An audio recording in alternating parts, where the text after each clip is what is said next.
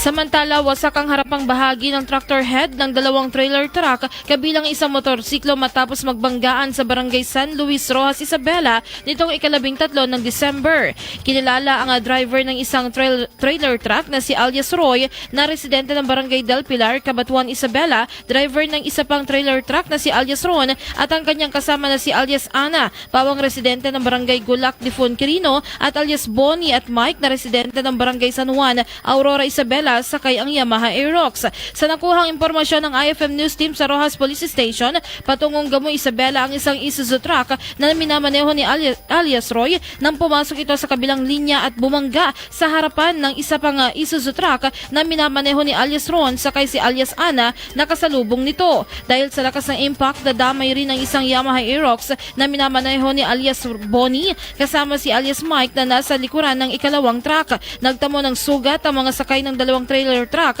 habang ligtas naman ang mga sakay ng motorsiklo. Agad rumesponde ang Rescue 333 at dinala sa San Manuel A. Rojas District Hospital ang mga sugatang individual para sa agarang gamutan. Patuloy naman ang investigasyon ng pulisya upang matiyak ang eksaktong sanhi ng insidente.